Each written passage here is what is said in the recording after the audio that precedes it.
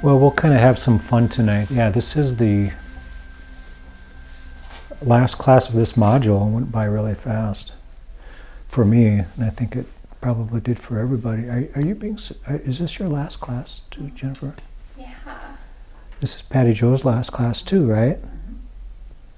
I'm gonna start inviting the people that have become certified to all the live classes. I'm going to send out letters to everybody. So hopefully this won't be the last time that you're here. That you can come and take repeat classes as much as you want forever.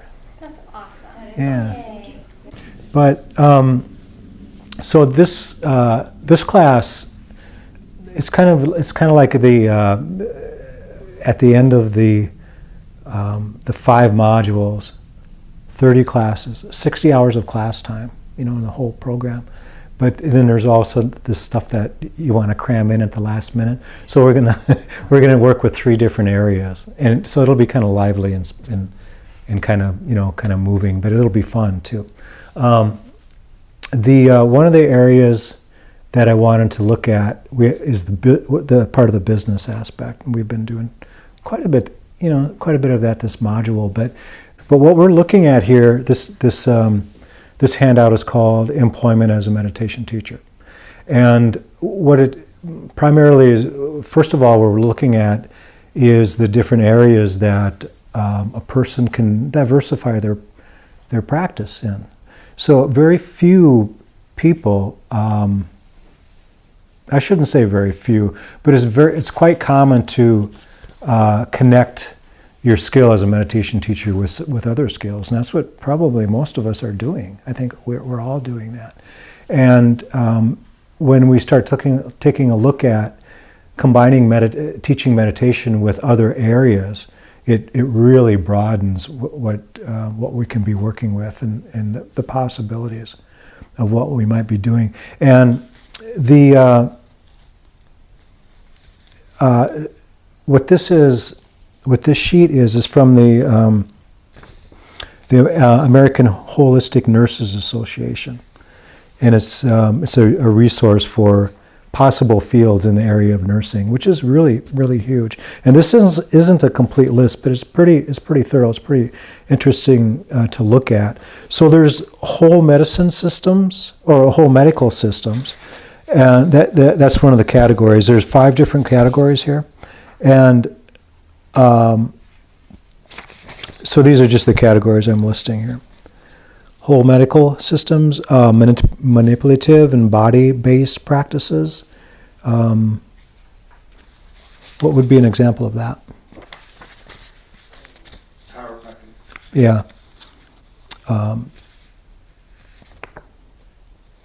Maybe acupuncture. Acupuncture is a good one, yeah. And on, actually. Mind-body medicine? What would be an example of that? Well, mindful-based stress reduction would be good. Yeah, meditation itself. Yeah. Yeah. Hypnotherapy, that kind of thing. Biologically based practices. An example of that would be, any kind of biofeedback that we might use. Most of us remember. Well, some of us weren't in here at that time, but with the using the EEG, for example, that kind of thing. And then energy medicine.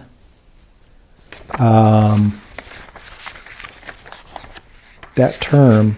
It'd be kind of like Reiki and, Yeah. Yeah. some more specific endocrine chakra, what's it called, PNC, something like that. There's a particular specific one that's energy medicine that's related to the chakras and the endocrine glands, and that I read some doctor developed.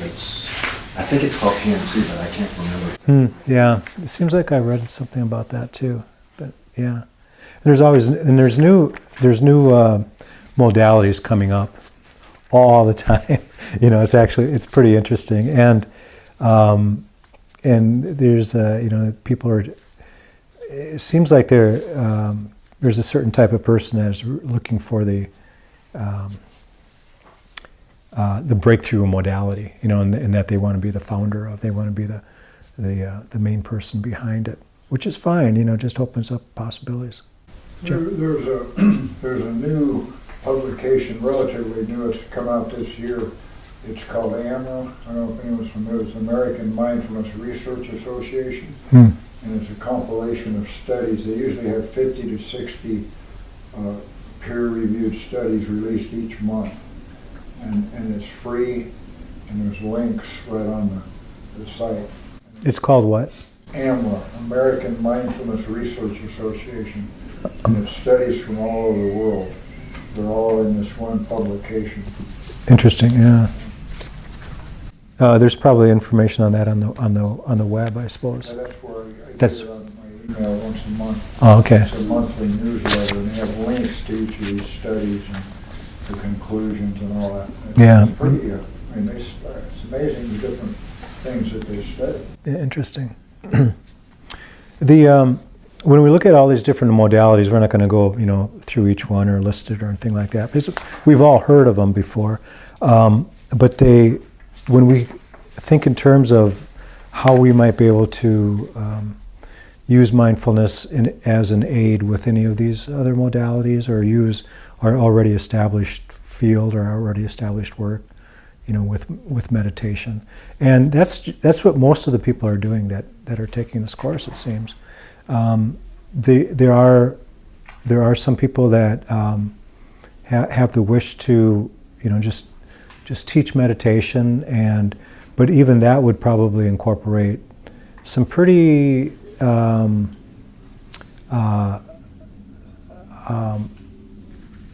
motivated things to do, such as writing, doing a lot of writing and getting the word out there and getting the name out there and that kind of thing. And if that's the case, and not only for just meditation alone, but in these other areas, a person has to be pretty entrepreneurial. I don't know, is that a word? I think so. Sounds good. Entrepreneurial. And so a while back I was reading a blog, and this is kind of a typical question. I'll read this to you. It's on the 7th page of this, but I'll just read it to you. And the person is asking a question. They put a question out there, and then there's answers that came back, and there's quite a few answers. And I did have more answers on this page, but this one was the best one, so I isolated. And there were some good points that were made. But so this is, keep in mind that this is related to what do we do with our, our interests. We love meditation, and it works for us, and it benefits us, and we want to teach others. And how do we do that? And there are many different ways. And we'll talk about some more of them. But I'll just read this right now and see what you think. So the question is: after a recent bout of soul searching, I realize that I realize what I really want to do in life is share my spiritual outlook with the world. I would also like to earn a living doing this. I live and work in New York City, and there is a plethora of spiritual centers. But from what I can tell, I have one problem. Most, if not all, of the teachers are well established and have at least one book under their belt. I have not written a book, nor do I want to write a book. I feel that I have to teach, what I have to teach is important. This person, I think it's she did some soul searching, and she doesn't want to write a book like everybody else has a book out. And she wants to teach. She wants to put it out there, and that's common for a lot of people. That's what happens. And there's nothing wrong with that. I applaud it. This is one of the answers that she got when she put this out there from a blog post.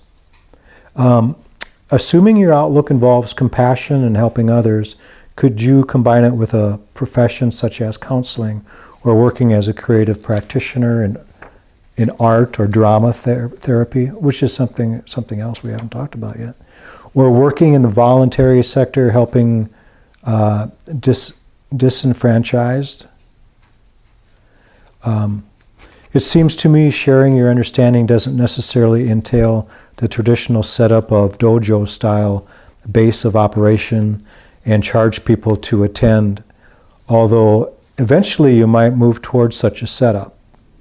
Perhaps you'll be able to reach a lot more people and do a lot more good in the world by putting yourself in a position where you'll be in contact with lots of folks who won't necessarily attend a spiritual center under their own initiative if you're teaching with what makes you special. My phrasing is off here. Center under your own initiative if you're teaching with what makes you special that someone can't get from Dr. Dyer or some random Rinpoche. So he's saying that this person might not be unique enough. Maybe, but not maybe she's not unique enough. Something that makes you the person to share it. Have you reached peace, etc.? After you have figured that out, you move on to sharing. As for sharing, I would suggest getting a website, a good one. Your competition here won't be too rough because many religious, spiritual websites are just plain awful. This guy's probably a web designer. The website you set up, if you spend a little money, can set you above the rest. Then you start podcasting on the subject you want to share or direct downloads from your site. Market the podcast for free, then write some articles, post them on your site, and make some really awesome looking PDFs out of them and spread them around. Set up a forum where you answer questions and interact with people. Hold classes once or twice a month for suggested donation in the city. In short, give as much stuff away as you can on your awesome new website. Keep updating every day or a few days for 6 months to a year. Market and network like hell. Then after you have a little following, this is when you decide how to branch out, or cash in is what he means. Could you lead smaller workshops? Could you release MP3s or guided CDs for sale? You'll know because you will know your audience and you'll know what you like to share better. This is the best advice I could give, not knowing what exactly you're hoping to share. So he kind of lays it out there. Kind of realistic for somebody that says, I want to be a spiritual teacher. I want to go out there and teach people, and how do you get people to come? I mean, how do you do that? There's different ways and different things. I remember when I wanted to share, I went through a teacher training program, and not quite like this one. I wish it was like this one actually, but it was actually kind of memorizing somebody's book is what it was. And then I wanted to share and kind of, just put it out there with the average person, what kind of, what meditation is all about and how you can use it and that kind of thing. And I thought, well, I'll put an ad in the newspaper. I've done that before.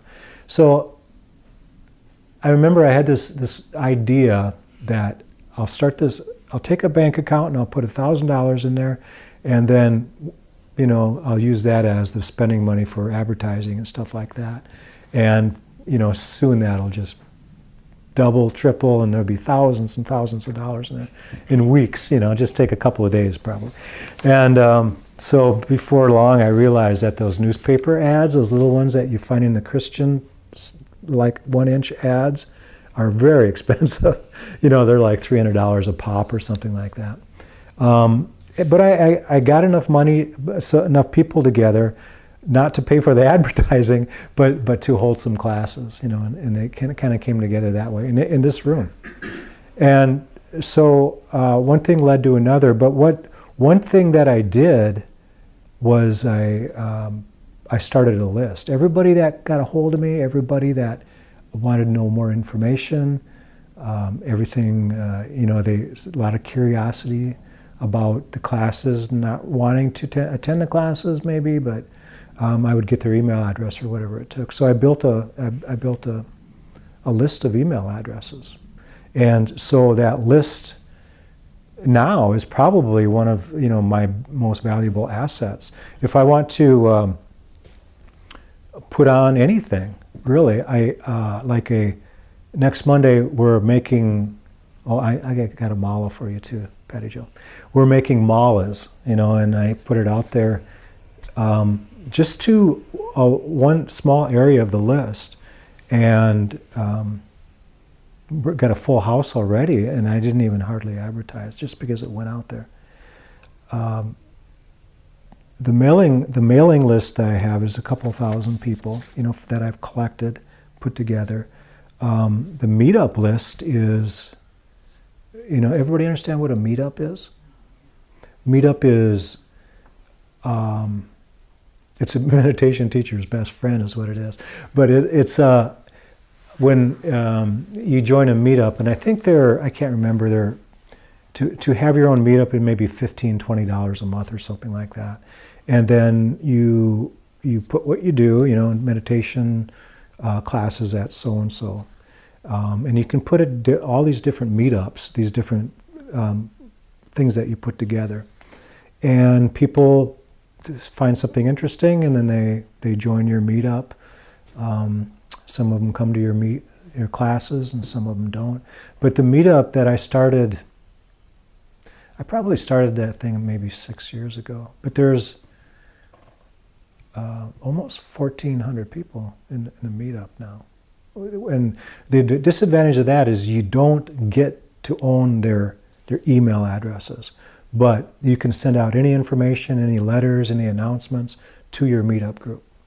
And you can eventually get a lot of their email addresses through meetings and classes and stuff. You just have people register and write their email addresses down and stuff like that.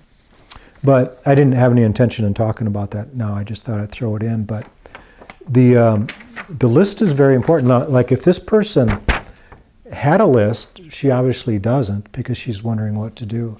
If she had a list, she wouldn't have any of these questions at all.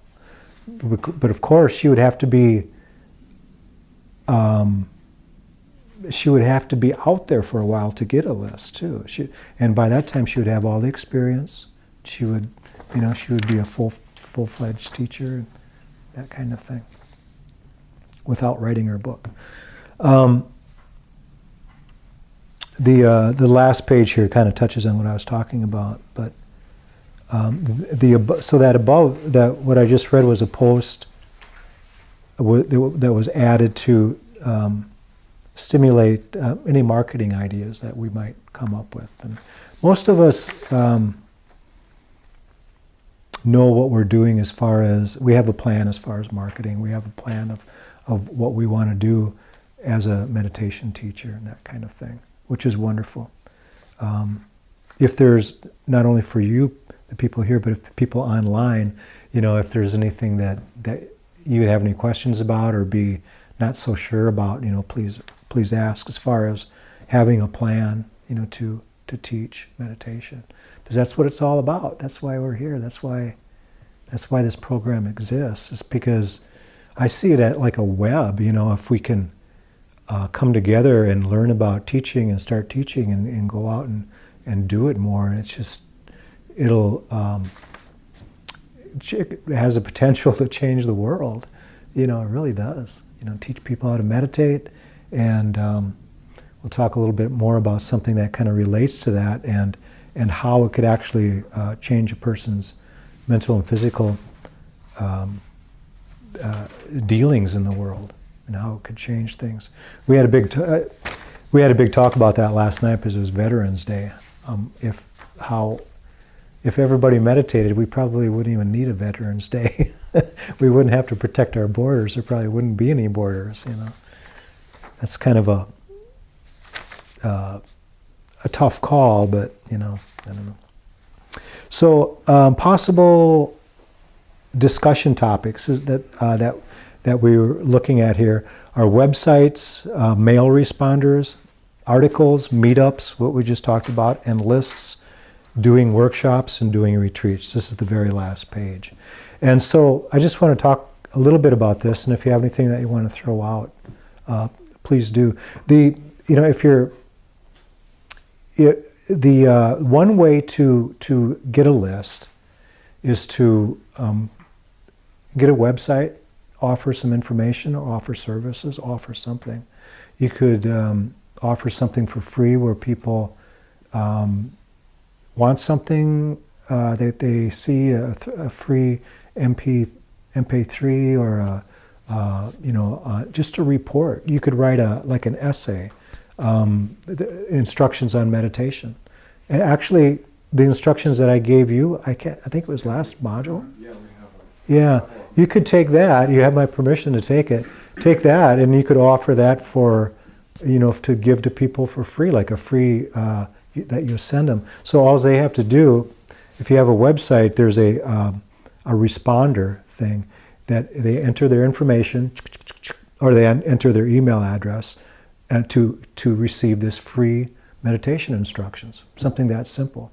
People sign up. You have their email address. You know they're interested in meditation, and that's your list. That could even go out to just the local people, or it could go out internationally. Anything. That's just one simple idea that a person could do to create a list. If you wanted a different kind of list, let's say something to do with recovery. Order this free meditation. That's a guided meditation to reduce I'm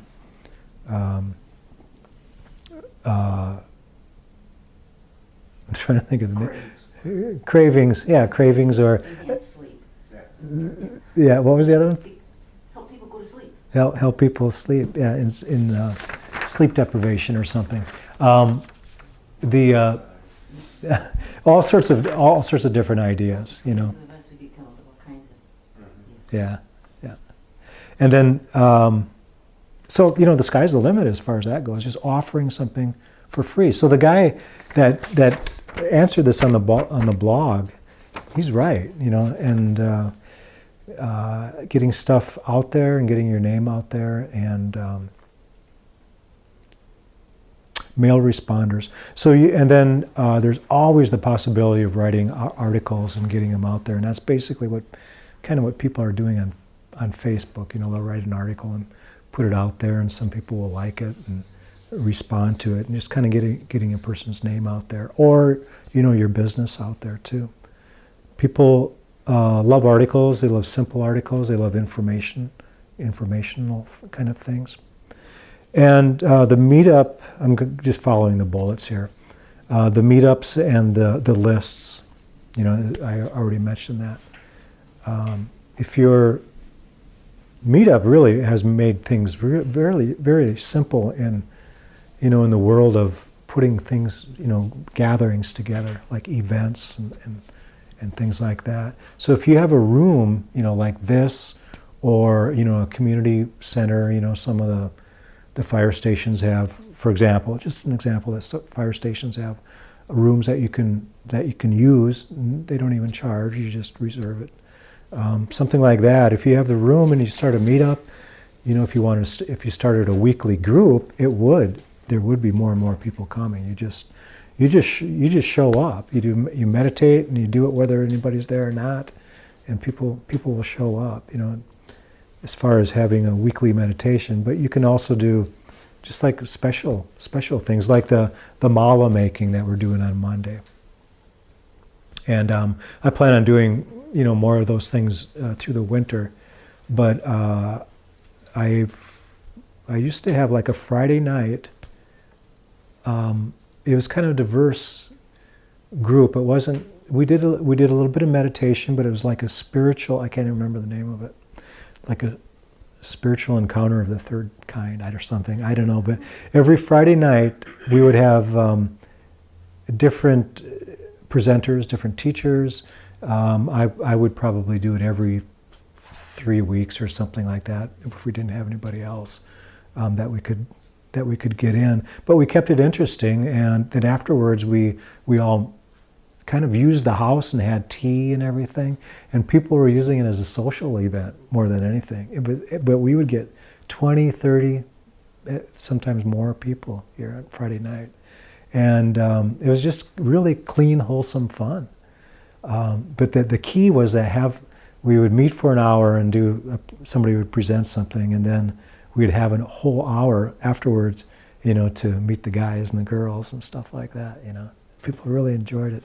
Then I had to start playing on Friday night again, so we had to stop that. I had to work Friday night. Yeah. We had to charge at the door then. Yeah. Right. Yeah, and all those and those things and most of the things that we do here are based on donation, and people are really quite generous. I have a donation thing back there. There's a donation thing here, and that money really is used for expenses of the Meditation Learning Center. To pay for the meetup, and to pay for the website, and to pay for the mailing list provider. That organization that organizes the lists, and there's some expenses involved. But if donations will pay for that, and then there's all sorts of other things that a person can do as far as, you could run retreats. I think I did 3 retreats last year. I'm doing another retreat in the New Year's. I'll be doing a retreat in May again, and then another one's next September. Retreats are always really worthwhile for myself. I really enjoy doing them. And thank you, Chuck, for helping out in the last one. I haven't seen you since that last retreat. Yeah.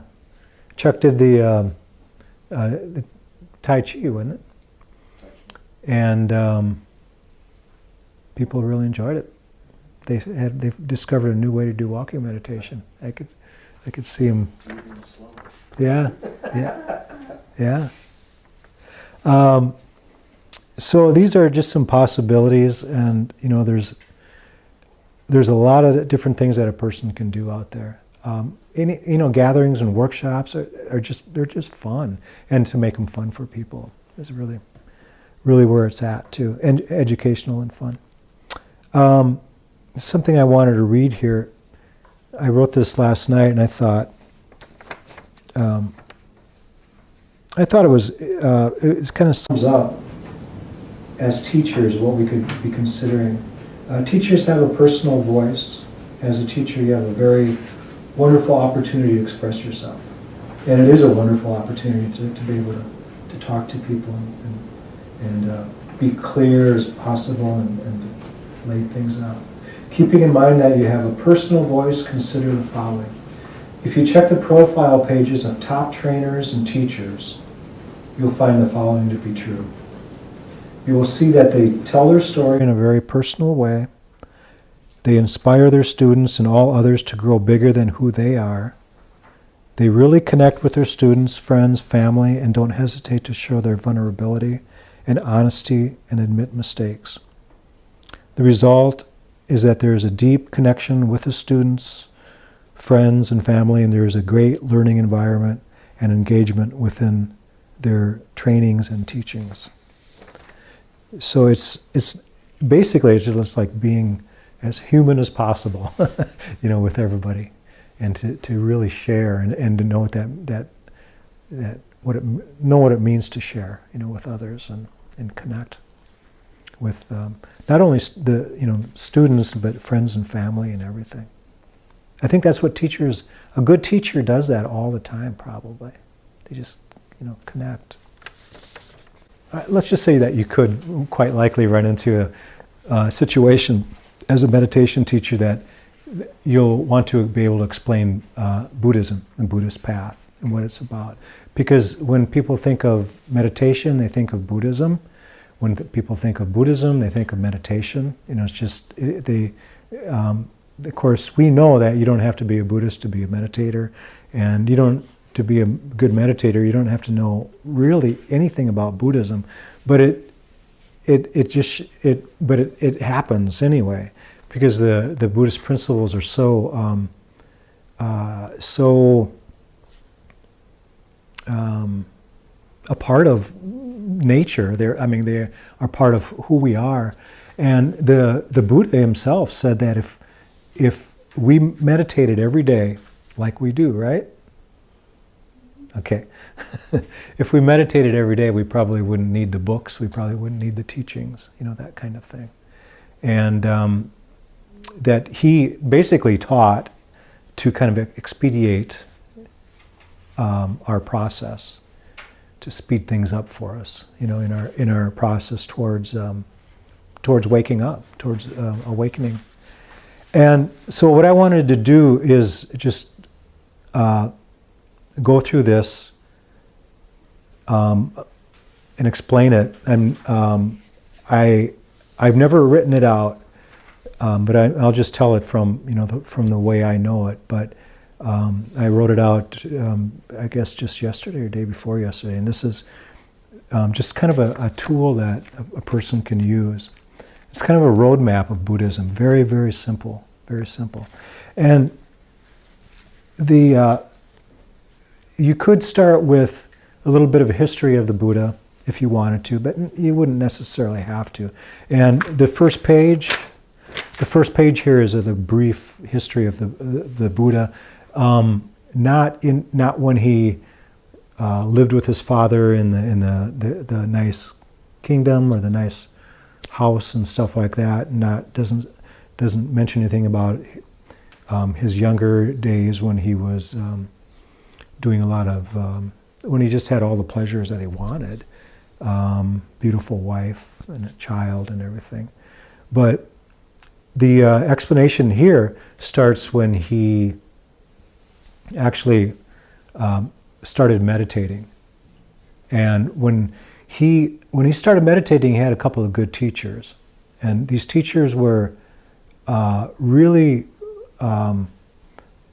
educated in jhana, or concentration. So he practiced concentration meditation. And that was what everybody was doing. That was pretty much what was offered. If you sought out a teacher, they taught jhana, or the concentration, because it was so blissful. Basically the thoughts stop.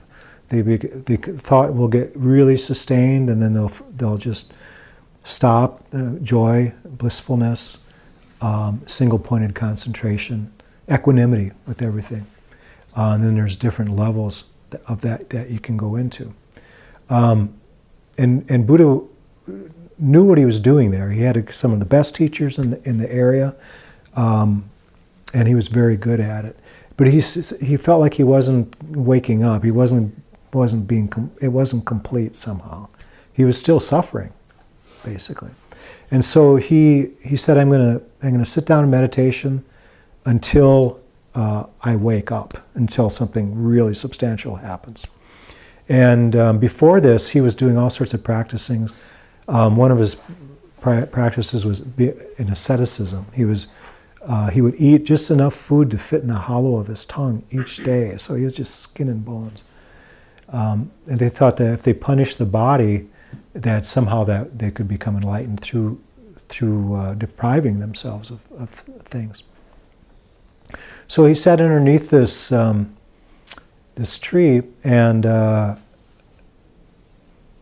he had a great, very powerful concentration, and he used that concentration not only to experience this joy and blissfulness, but to penetrate the delusions, the mind, to really see what was going on in there. And he saw it with so much clarity that he was able to expel all the suffering. He saw past what people feel is birth and death. He saw a continuous round of a cycle of rebirths. And he saw that as really part of the suffering that we have, is this rebirth and this going around again and again and again.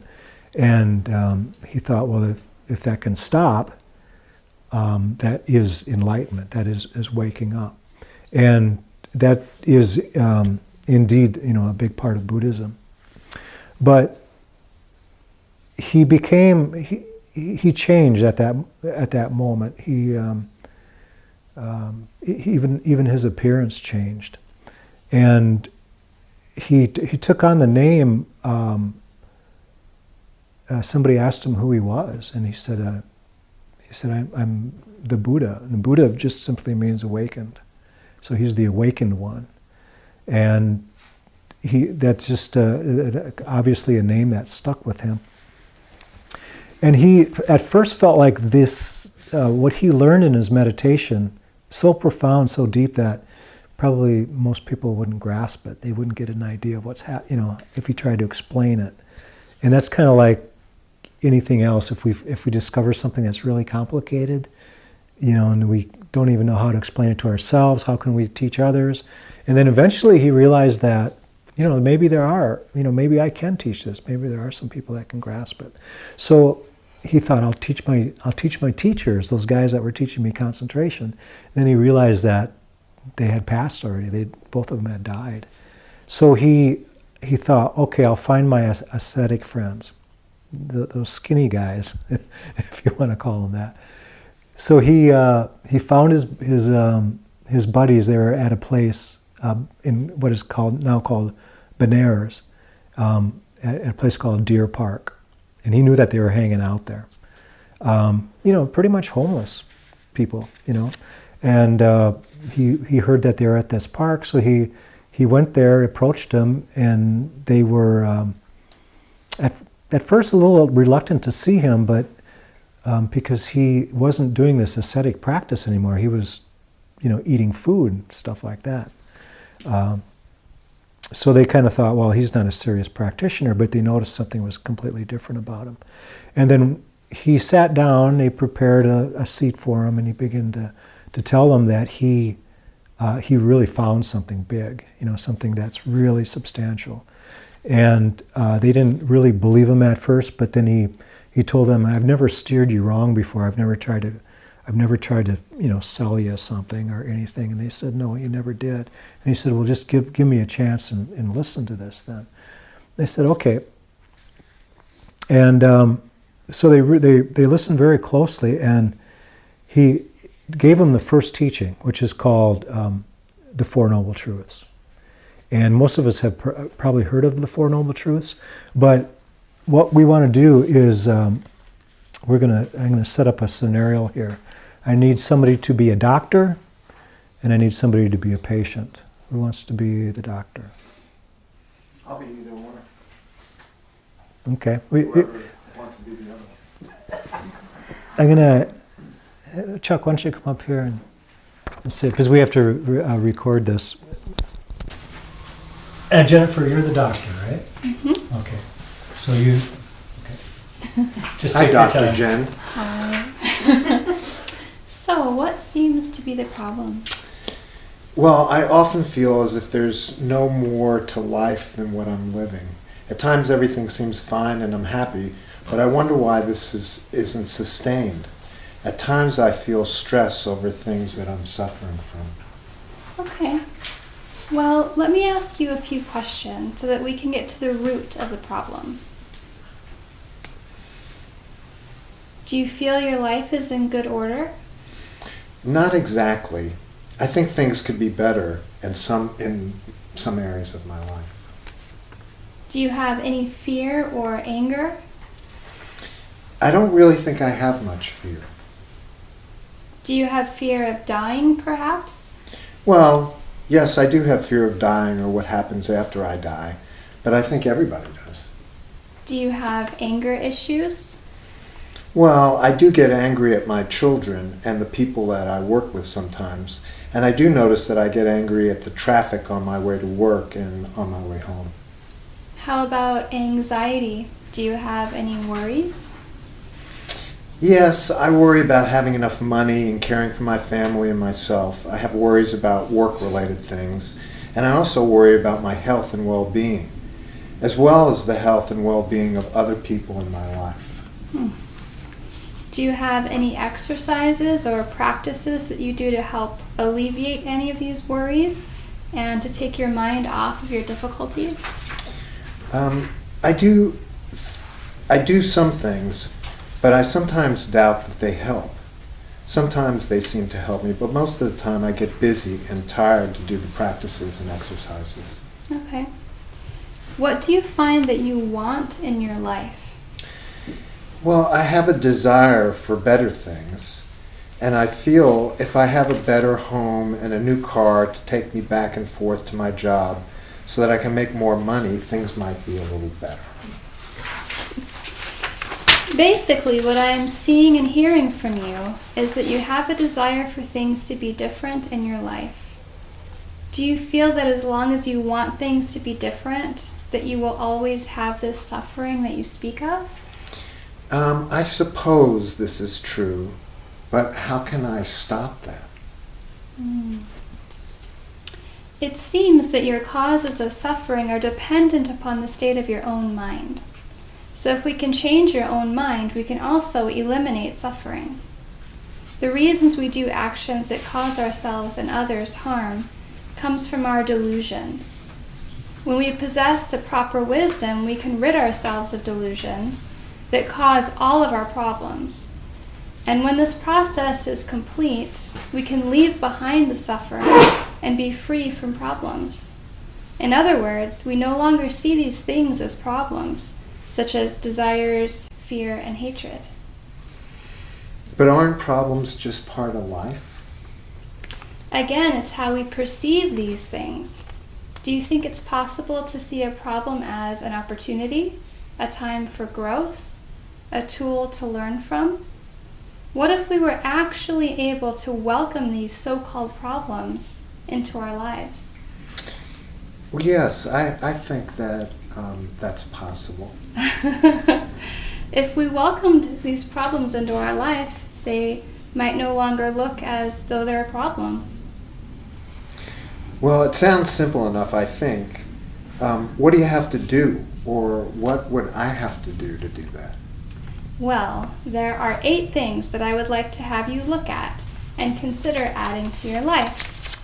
These 8 things have to do with wisdom, education, morality, your behavior, and concentration, incorporating a practice that will help you. Very good. I think I can do that. Good job, I Doc. didn't know you were going to be Right on. so dramatic and acting is so good. Very nice. So that was actually the Four Noble Truths. The Four Noble Truths is that there's a... I got my sheets all mixed up now.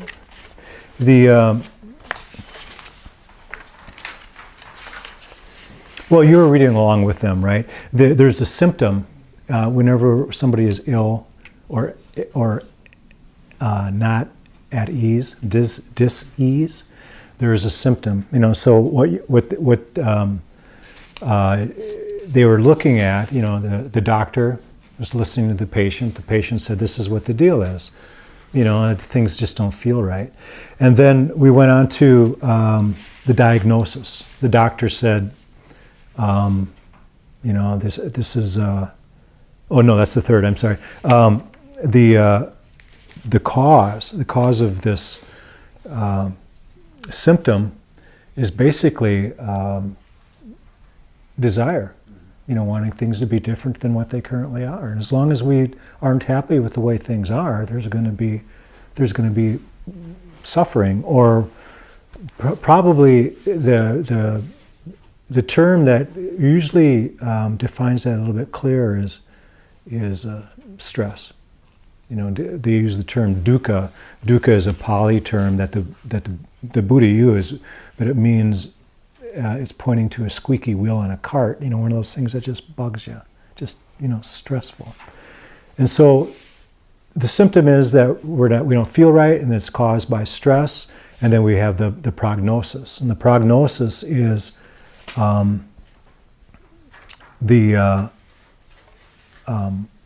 it's the doctor's opinion about how somebody will recover from an illness or an injury. And that recovery, in this case, one of the key questions was how we perceive all these things. How do we perceive these difficulties that we have? And then the fourth truth, the fourth teaching of the Four Noble Truths is the prescription, which is the Eightfold Path. And the Eightfold Path is actually a part of the Four Noble Truths, and these are the basics and the foundations of Buddhism. The Eightfold Path is skillful understanding, and that's the understanding of basically of cause and effect. And cause and effect is karma. I don't use that word very much, but karma means action. That's all it means. Actions of body, speech, and mind. And what we put out there affects things. That's basically the teaching. And when we relate that to the Four Noble Truths, that we suffer, and that suffering is caused by our desire. So even having this desire for things to be different is karma. That's putting it out there so much. That's putting something out there enough to cause suffering for us. So karma can be instant, or it can take a time, and it can. If we believe in past lives or future lives or anything like that, it could be related to that as well. But it's basically whatever we do, there's a result from it. And so if we have that understanding, we're automatically, more mindful and careful of what we do. These first two teachings are considered the wisdom teachings. And then the next one is skillful thought, and that's letting go, which is really the basis behind meditation. Meditation, we seldom want to add anything. We're reducing, renouncing, letting go. And then I want to go in order here. Yeah, loving friendliness or loving kindness is that opening of the heart towards ourselves and then towards everyone, even our enemies. We have a practice of loving kindness that we often do, and it works. If there's somebody at work at our workplace that we don't get along with, if we do this practice of loving kindness toward them, it changes things. What it changes is when we approach that person again, we feel like we just got done meditating with them. And they can tell. We don't even have to say anything to that person. They just can tell that there's a different warmness that we're feeling towards that person. And much of it is kind of under the radar. They don't even know what's going on. We might not even know what's going on, but I can almost guarantee that relationship would change. That's just one example of what we can use for loving friendliness or loving kindness, which is called metta practice. Compassion is a melting. If loving friendliness is an opening of the heart, compassion is a melting of a heart. It's kind of our relation with other people and understanding what they're suffering that they're going through. It's not that we have to really adhere to that suffering and carry it around with us. We wouldn't be most of us, the areas that we work in, we wouldn't be able to do that, to do what we do, if we hung on to every emotion that these people had. If we're an empath or something. But we can understand their suffering and do what we can to help them. That's part of compassion. And so those are the skillful thought area. Those are the two wisdom teachings. When we get into the area of, I have to stop reading, it kind of gooses me up. When we get into the area of morality and our behavior, there's a couple of areas. Skillful speech, and that's refraining from lying and malicious speech, harsh, loud speech. There's another area of speech I'm kind of leaving out, but if we think in terms of how we would speak to a child, a young child that is like a sponge that absorbs everything that we say and that probably repeats it, maybe for the rest of their lives, we have a tendency to be very, very careful what we say to the child. And we should keep that in mind when we're talking with anybody, really. Skillful speech, our speech can be, it can be like a weapon, or it can be like a very useful tool. We just have to keep that in mind. And refrain from lying, to always tell the truth. Because if we lie, then we have to live up to that lie. In other words, we have to put on this falseness. Make our way through the world living a lie eventually if we keep telling lies. So, skillful speech, skillful action is referred to, usually we look at the precepts. In Buddhism, there's 5 precepts: refraining from killing, refraining from stealing, these are actions. Refraining from lying, that's another area of the speech. Refraining from sexual misconduct, that usually means if there's a third party involved that's going to get hurt, by sexual activities, to not do it. And then the 5th area is to abstain from intoxicants. And so if we think of these 5 precepts, then we kind of live a moral life, something that Buddhism is kind of centered around. Skillful livelihood is what we do for our work, and if we enjoy our job, and if it benefits us and benefits others, then we're probably in the right area. That's where we should be. If we don't enjoy our work, or if it doesn't benefit us and somehow doesn't benefit other people, then we should really take a look at what we're doing, kind of refrain, maybe make some adjustments in how we make our living. And then we get into the practices, the area of the practices of Buddhism. And in the West, we really like the practices. We like the meditation, the concentration. And the very first one is skillful effort, which is a practice, and it has to do with the 5 hindrances. And I don't know if you were able, when you're listening to the doctor and the patient, they actually ran down these hindrances, the doubt. Did you catch that? Okay, good students, my gosh. We're all trained listeners in this room. So, of course, the hindrances are desire and aversion, or the fear and anger, restlessness and worry, doubt, and then fatigue, like sloth and torpor, what they're called. That can include boredom as well. And so the opposite of these are beneficial mind states. And so that, like, the opposite of desire would be generosity, for example. Opposite of doubt would be faith. But we very seldom look at the opposites, because that's how we should be living all the time. What we want to do is just be able to spot these hindrances and know that whenever we're unhappy, it's because when those hindrances are there. We've talked about these before. It's part of the practice. And then mindfulness, skillful mindfulness, is the ability to go through life with a mind that doesn't have judgment and none of the self-judging dialogue, the inner dialogue that we have. It's being able to look at things with a completely open mind, and sometimes seeing things from a distance. It's usually the residual effect from our meditation practice. When we have a good meditation and we stand up and we greet the world, chances are we're being very mindful.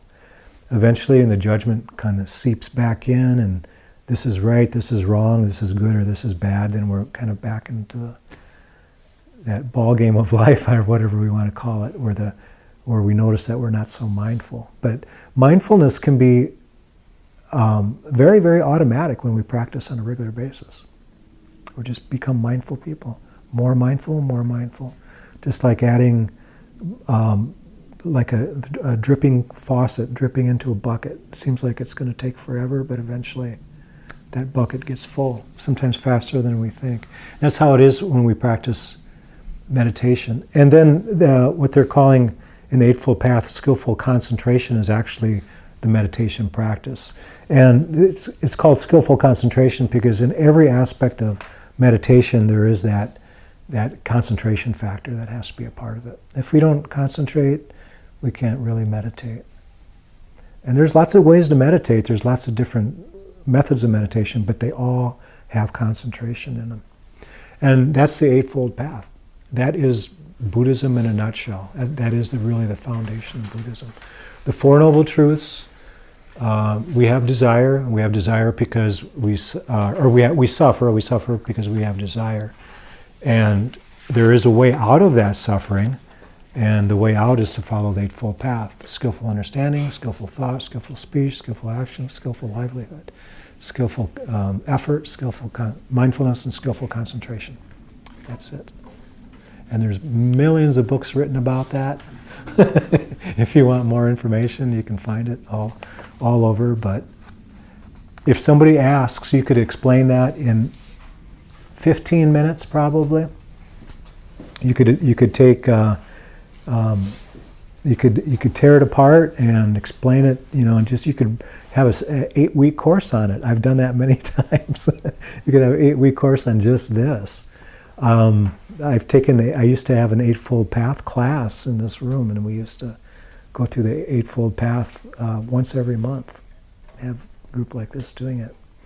But when you explain it as a doctor and a patient, the symptoms and then the cause, the prognosis, and then the prescription, just like any doctor, right? I mean, anytime we meet a patient, that's the protocol, pretty much, isn't it? Okay. Any questions about that? What we're going to be doing is looking at some scenarios. Scenarios are the something that a meditation teacher might walk into, or experience, or something like that.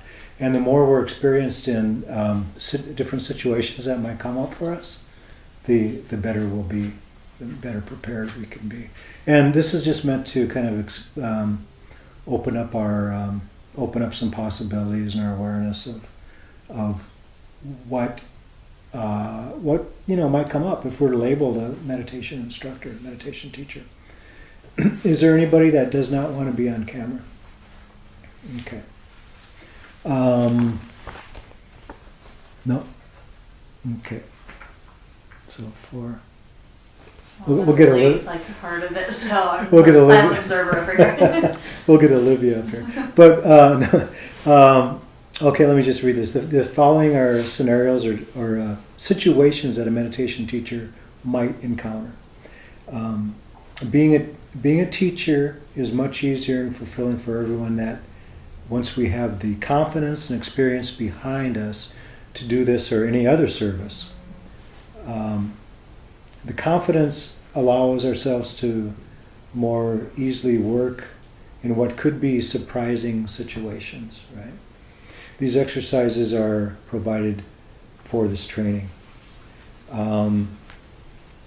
There's a little bit of an explanation for the people online, because there's different ways to, if you're online, you can practice this by visualization, kinds of practices, and just thinking in terms of what you would do or what you would say or what what might come up for you if you were put in a situation like this.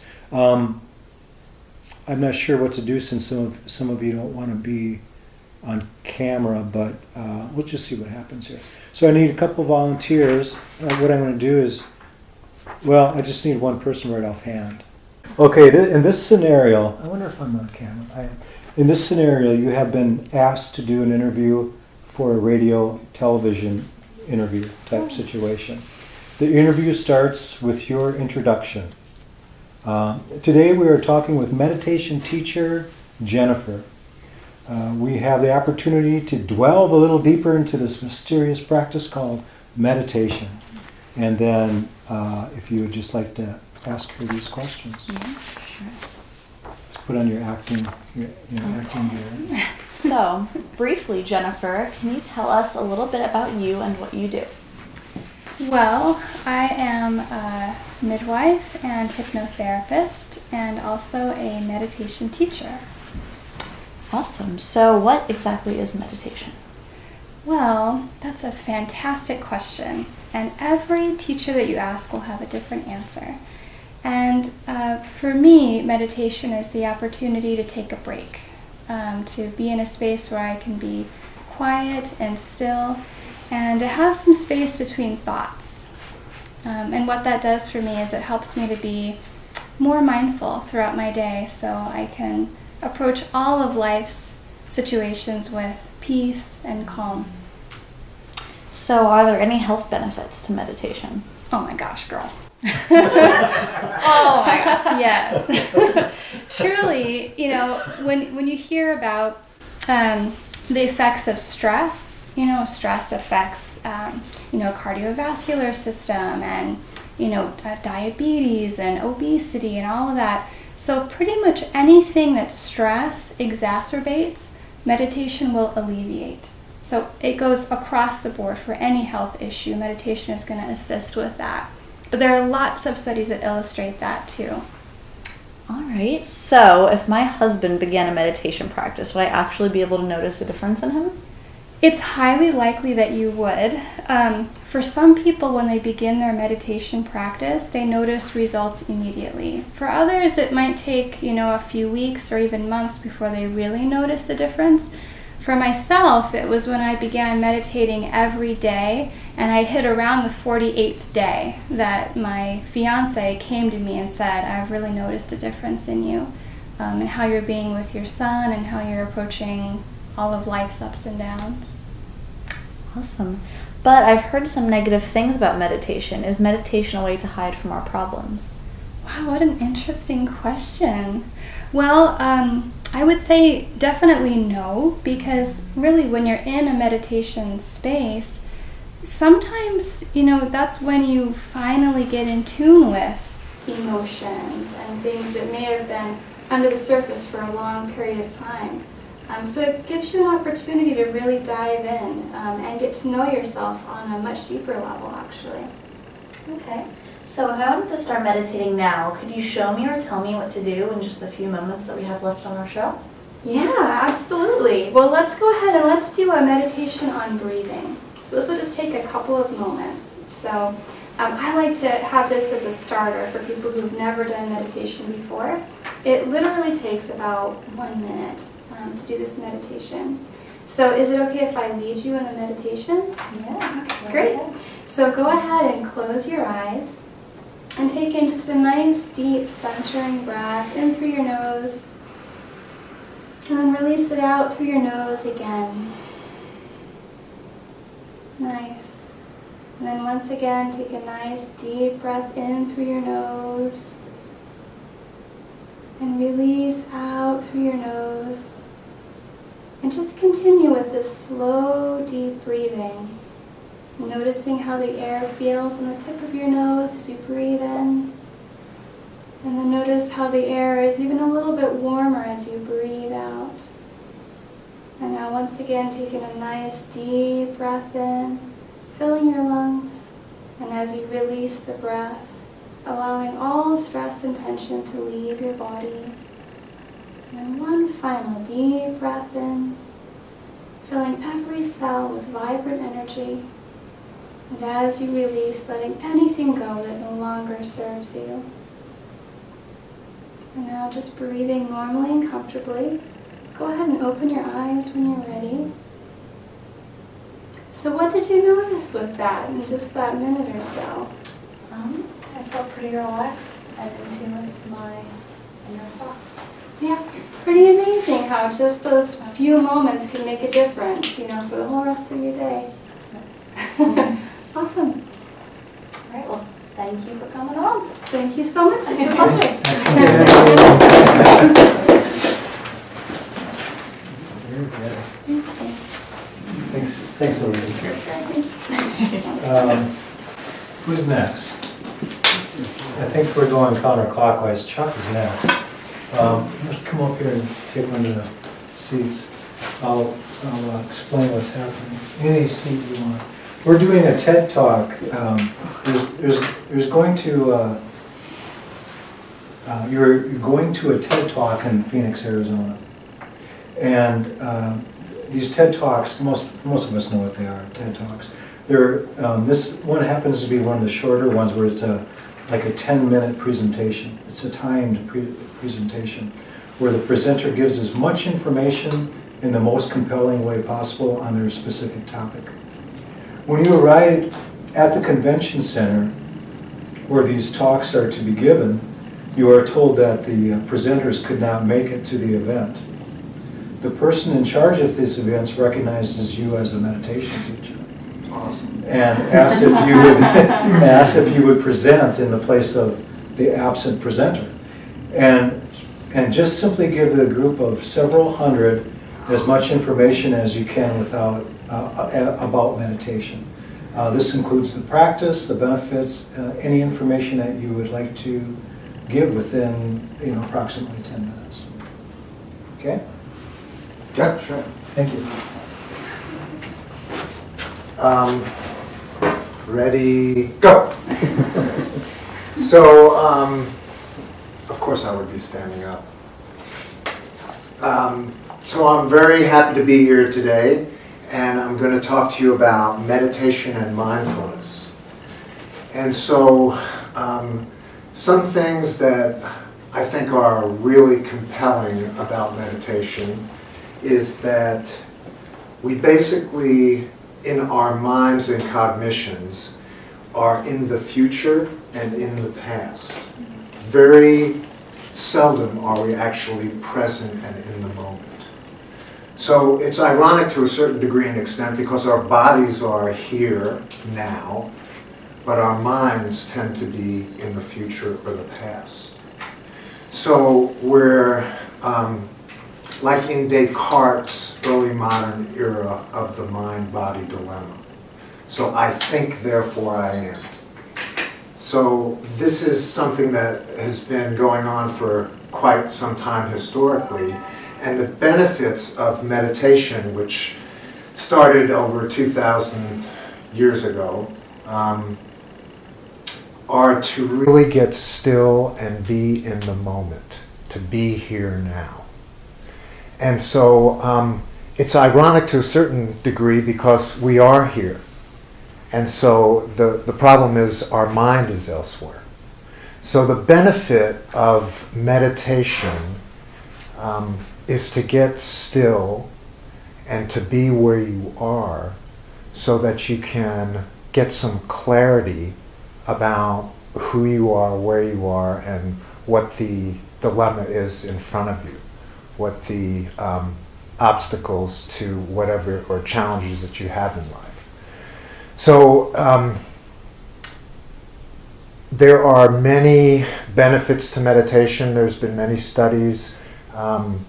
So Jon Kabat-Zinn is kind of the pioneer to change meditation from the Buddhist perspective to the secular perspective.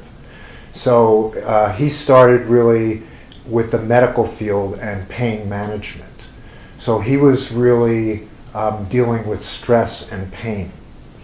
So he took a lot of the principles of Buddhism but changed them to a secular dimension because people tend to have some challenges looking at the religious aspects of Buddhism. So this started in the early 80s in Massachusetts and has exploded into a very popular movement that has sort of exploded into many different fields. So at this point, in psychotherapy, there's many different forms of mindful-based stress reduction is sort of the foundation and the pioneering concept. And then there's dialectical behavioral therapy, there's cognitive-based mindfulness therapy, there's ACT therapy, there's relapse prevention, mindfulness therapy. There's many different therapies that are used. It's used with athletes to increase performance and get in the present moment. Kind of like being in the zone is a really sort of parallel concept to what you achieve in meditation. So there's, most people have experienced meditative sorts of experiences in nature or at the beach or playing music, because it's really moving from doing to being. So when you're joining what you're doing with who you are, then like in sports, you would be in the zone. So you really can't make a mistake. You're just right there and you're present. So there are certain things that are meditative practices that most people experience, and that's one way to understand meditation, is to relate it to those experiences so that most of us have those experiences. So to enhance that, the formal practice of meditation can take many different forms. So there's sitting meditation, there's walking meditation, there's guided meditation, there's music in meditation, there's body scans to get more in touch with your body. There's many, many different forms that meditation can take. So, and for most people, what they resonate with as far as a certain type of meditation usually works the best. So you might want to expose yourself to different types of meditation, and then if you resonate with guided meditation, it's a little bit easier because someone's guiding you. There is benefits to the traditional practice where there's more silence, because you do want to create some space to listen to what's going on internally with the stillness. So there's sort of balances with a full perspective of what we call a formal practice or an informal practice.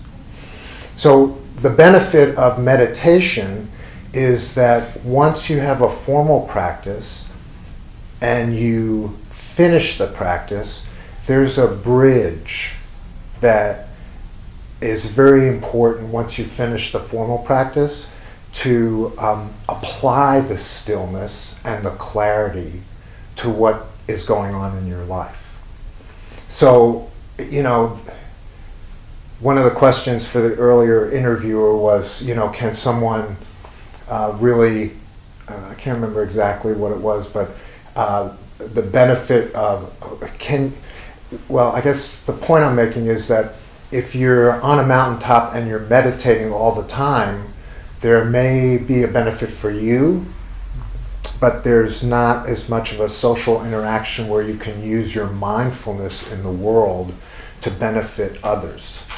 So, as far as spirituality, you can go so far that you're removed, and it may be beneficial to the individual, but if it's not applied and socially oriented, then it's not going to make as much difference.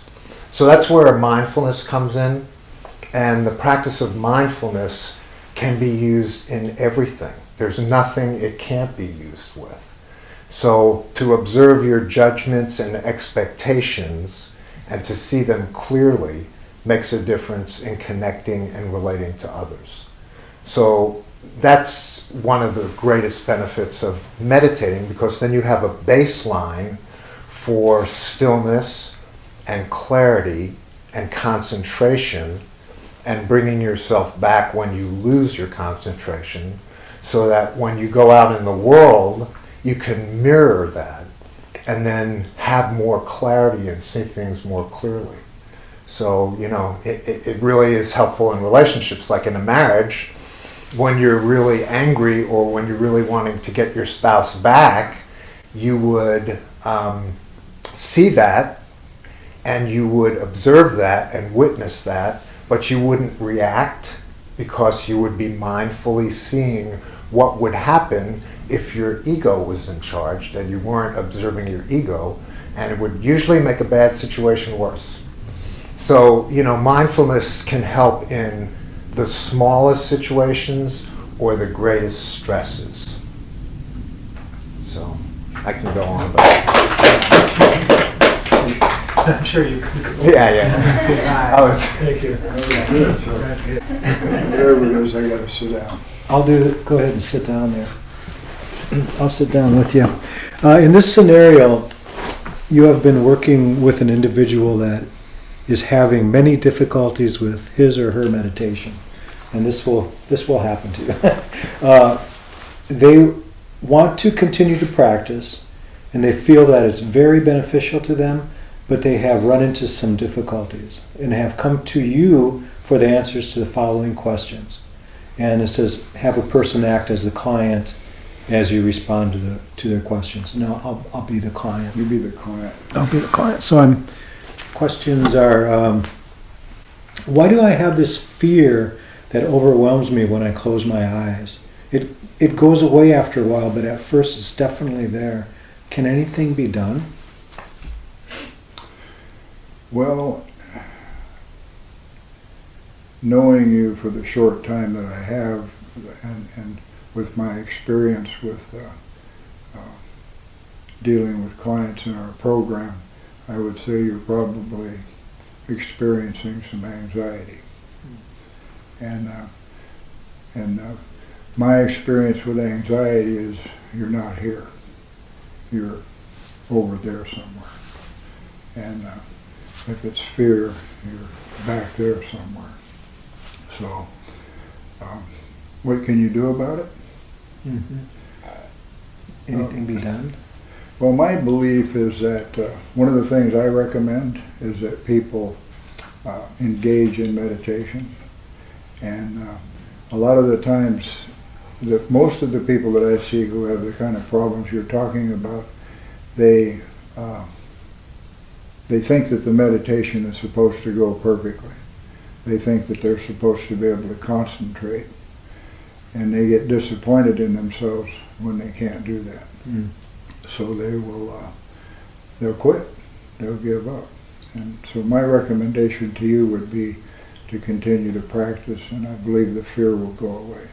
And I think that when you do encounter fear, that you should look at it and accept it and let it go. Okay. And it may come back, but you do that again. Wonderful.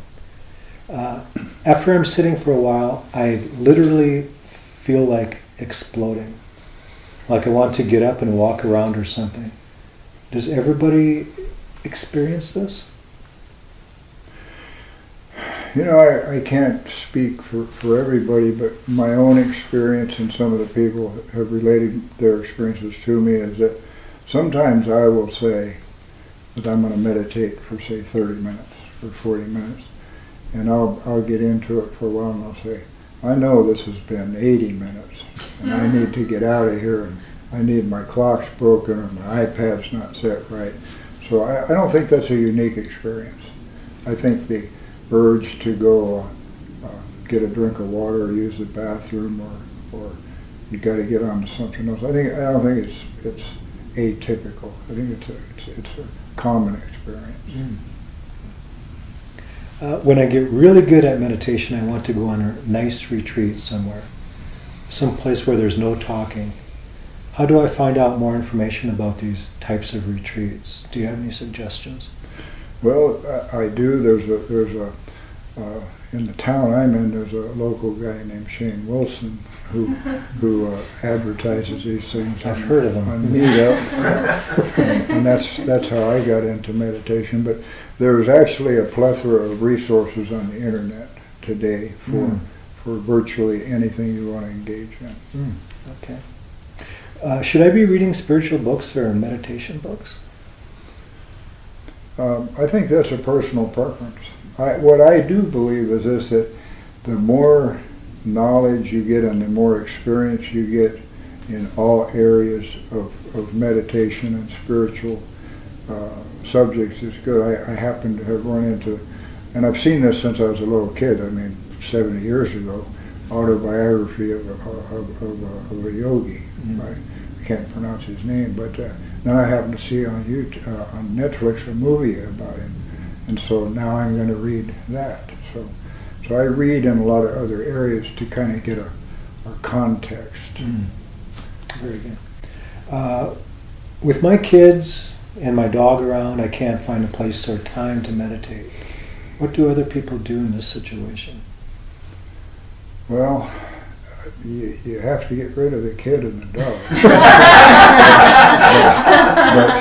but the way to do that is to remove yourself. You can't really, either that or you have to find a time of day when, I have 2 dogs and kids are, they're well grown up.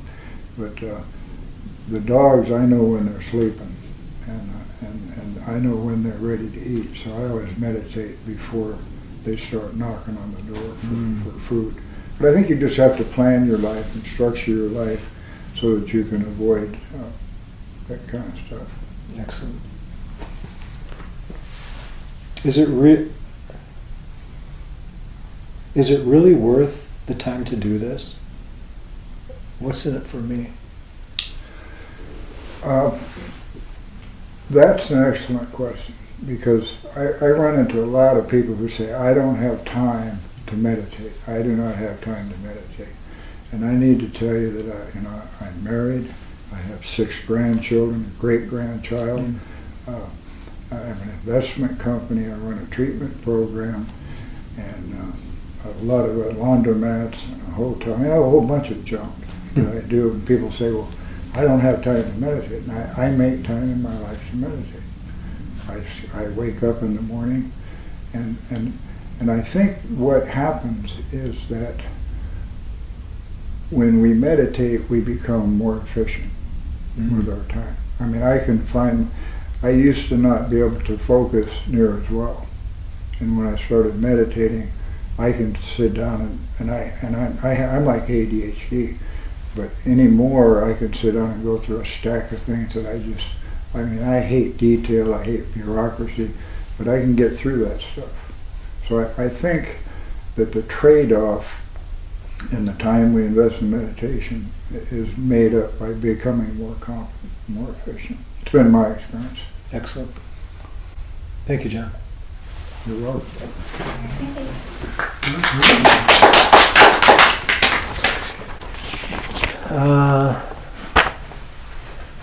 Anybody else? We got one more if you anybody want to make a go of it? I could read it to myself. That wouldn't be any fun. Is it something a newbie could do? We could do it from long distance. Can I read this to you? And then you want to do it? Neil, you want to do it without the camera? Okay. Everybody's chicken. Here's another.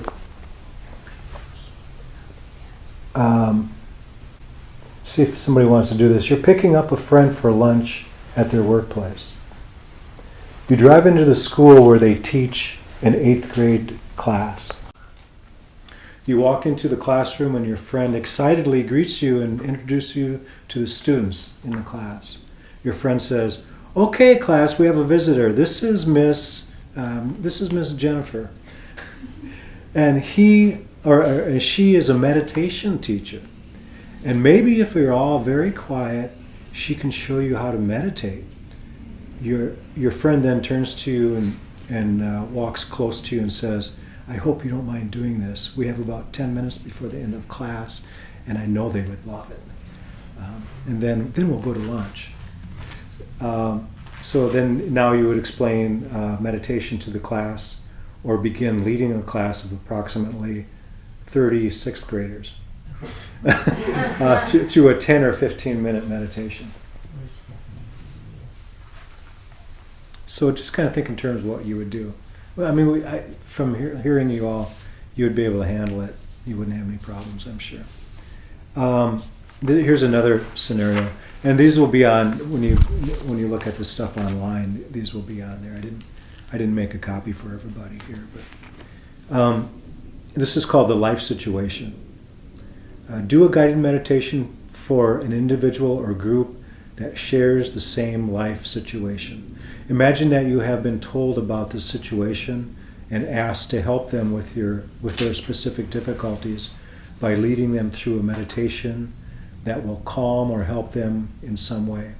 Choose one situation from the 3 below and lead the person or group through a 10 or 15-minute guided meditation that you feel will benefit them all. The 3 situations, the options are, one is sleep deprivation, the other one is general depression or sadness, and then the third one is addiction and cravings. So you would guide them through a meditation that would benefit them from having difficulties in those areas. I think one thing we learn is that when we're on the spot, we can kind of get that cortisol going or that adrenaline going, and it's much easier than we would imagine. If I would have told, maybe not for Chuck, but most people, that this is what you're going to do, in 2 hours you're going to do like a 10-minute TED Talk, you would spend 2 hours thinking about what I'm going to do about that 10-minute TED Talk. But when it's just thrown at you, it's spontaneous. You have no time to think about it, and it's fun. You start reaching for the information that you have back in the old memory banks, and the recall happens. And I think you all did very, very well. Thank you. Any questions about this or why we did it or anything? Okay. Like I said, there will be a copy of this online when you get the other things. So there'll be actually 3 separate handouts online, with the videotapes. And you had quite a few sample tests at the end of at least 3 of the modules, right? All of them except for the last one. There was like Fun 5. Fun quizzes, they're called. Yeah. Those exact questions won't be on the test. Yeah. But yeah, those are just they're fun, and they're to check our recall, check our retention of the material. I'll probably have one for this as well. I didn't have one for the last one because there was an assignment, to hand that in, to hand in the meditation, and the ones I've been getting have been very, very good too. Some of them I haven't got a chance to get back in and respond to yet, but they're very nice, very encouraging for me. That guiding meditation like that is a really good way to, like what you did. You said, would you like to do a meditation right now? And you did, and you guide them through it. If you can guide somebody through a meditation and put the instructions in there and everything they need, right in the meditation itself, they get an understanding of what meditation is like, they get a feel for it, and they get all the instructions, everything in one package. So it's really good practice and really good thing for us to know, and to be able to walk into a situation, and to lead a meditation like that. It's important. Any questions? Good. Well, thank you, everybody. And we'll leave it at that unless you have any questions or anything. Thank you. Good job, everybody.